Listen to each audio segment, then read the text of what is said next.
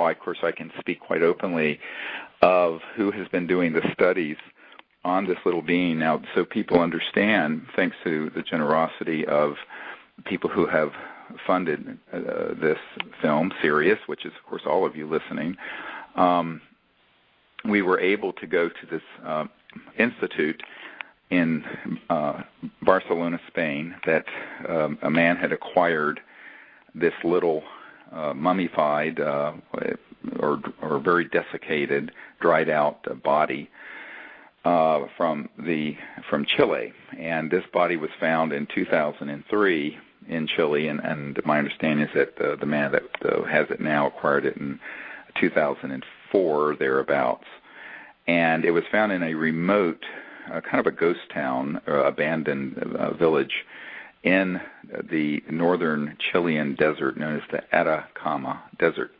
And this is the driest place on Earth, by the way. It's an incredibly dry area, which probably benefited this little body in the sense that it was enabled to be very desiccated and dried out, and it was not subject to, the ravages of a lot of weathering.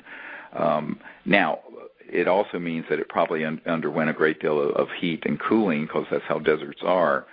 And when this man acquired it, of course, he's not a scientist or a medical professional, so he tried to get some initial studies done on it, but never until this fall was it able to be done really thoroughly. So I went over there with the team, and we clipped 2 of the right anterior front ribs, and were able to get bone marrow out of the ribs of this tiny, tiny, tiny little creature. And those ribs did have bone marrow in them. And this bone marrow, of course, is rich in DNA, and it was quite well preserved. So we put those in sterile containers and gave them to the scientific team at Stanford University, which is doing the studies. Now, one of the things that we did also was to get a CAT scan that was done that proved that this is not a hoax, that it is an organic, intact organism. And the CAT scans clearly show internal organs and what have you. Many people have said, oh, well, this can't be real. It's got to be plaster of Paris, or it's got to be what have you. And the scientific team at Stanford has stated unequivocally, this is not a hoax. This is an intact humanoid organism, and it is approximately 6 inches in length. The other thing that's been said out there, and it's on a number of sites, which is complete disinformation and a bit of a cover-up attempt, and part of it was fueled by the institute in Spain that's had this little body, by having someone look at it, just a physical specimen, who stated, oh, well, this has to be a fetus. Fetus, of course, being in the womb that was either miscarried or what have you at 15 to 20-some weeks of gestation. In terms of the size, this is the size of what you would expect to have if you had an aborted fetus at 15 to 20-some weeks, depending on the size of the mother and father. Now, what's interesting about that, anyone can go online, and I encourage people to, and they can see the X-rays that we have that are in the film, Sirius, at SiriusDisclosure.com. And then go look up the X-rays of fetuses at 15 and 18 and 20-some weeks, and look at the skeletal system, and look at this one. Nothing the same. And the reason for that is that the level of bone development in a fetus is not at all that of something that's been up running around, for a number of reasons. The womb is virtually an anti-gravity chamber. The baby floats in a sack of water, as you all know, and almost weightless. The bones are more like cartilage. There's very little calcium in them. and they do not have the normal what are called epiphyseal plates, which are the growth plates that you see in the long bones. Now, this is going to get a little technical, so you folks who are lay people and not medical, just bear with me. The big punchline here is that the CAT scan and the X-rays prove that it is an organism that is a humanoid and not a hoax, number one. And number two, the bone density and the epiphyseal plate development, which is where when children are growing, you have to have what's called the growth plate. And we always look at this. I'm a trauma doctor, and if you have a fracture through the growth plate for a child, it's not a good thing because it can disrupt the growth of that bone. You have to be very careful. Now, the man who is the world's expert, not Stanford's expert, the world's expert on skeletal dysplasias, and literally wrote the book on skeletal abnormalities, is the man at Stanford. He's clinical professor at Stanford University, who has examined all of this. And I want to just share briefly from Dr. Lockman, his name is Dr. Ralph Lockman, his letter. And this is explosive. And it says that this specimen, I'm quoting, this specimen does not fall under any known class of disorders or syndromes. Wow. There is no known form of dwarfism that accounts for all the anomalies seen in this specimen. Most interestingly, now listen very carefully and be sitting down, based on knee epiphyseal standards, the specimen appears to be 6 to 8 years of age. And now we know it's a male. So this was a 6 to 8 year old male. It says, while there remains a possibility this is due to some form of progeria, which is an accelerated aging syndrome, in my opinion, this is very low probability. So the other thing that he talks about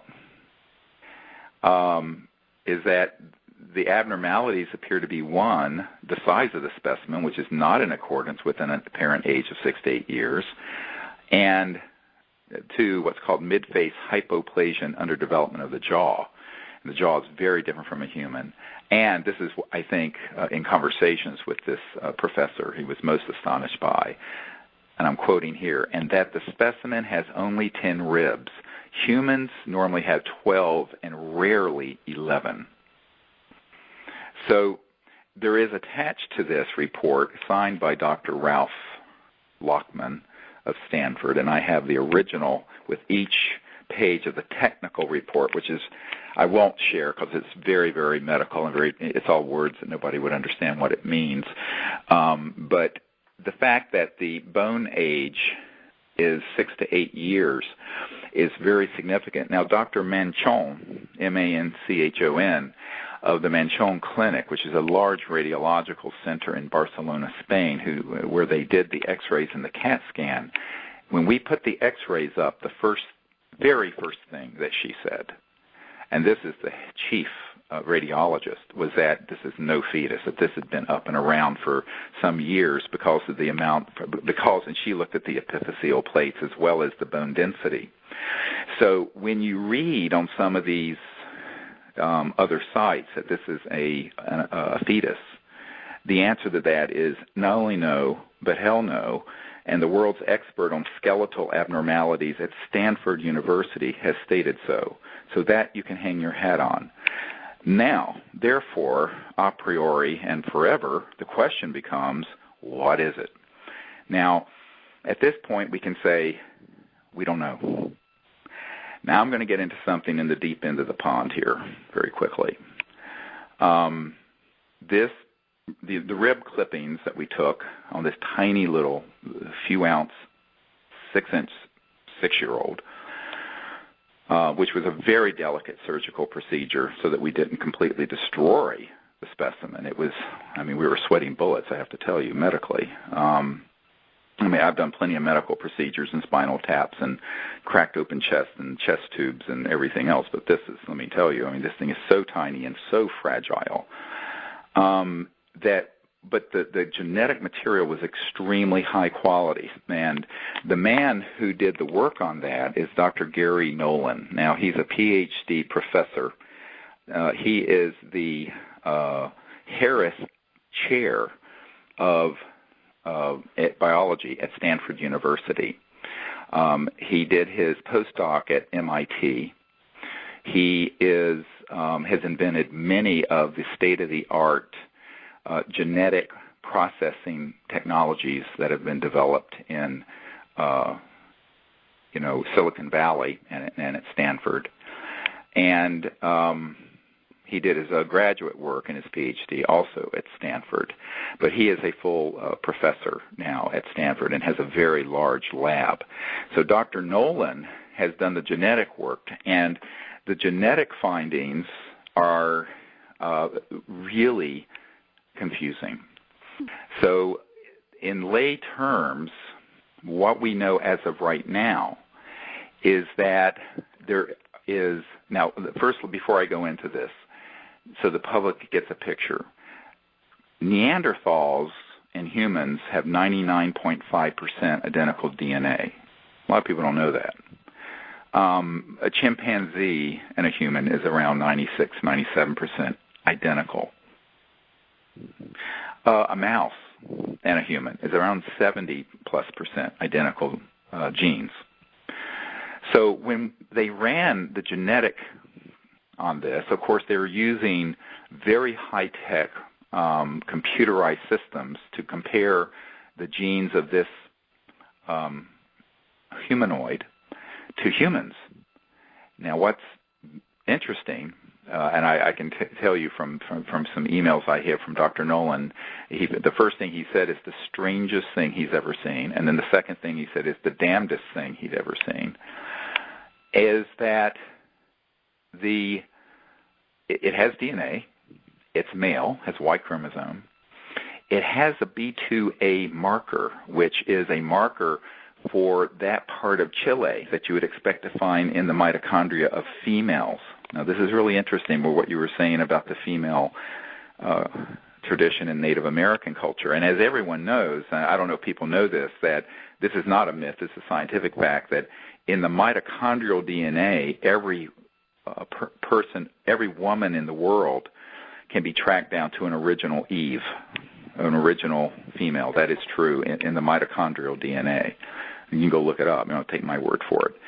Okay, so this gets very interesting, but this particular marker would be for that part of the world. So then it came out that there's something like 99%, which doesn't surprise me since Neanderthals are 99% identical to humans, 99% matching with humans. But there are 2 million base pairs of the genome that aren't matching.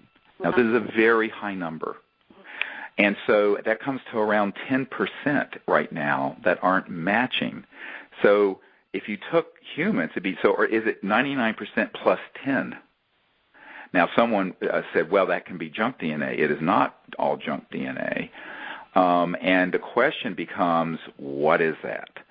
So now here's the other thing, and this is where it gets to be a real kicker.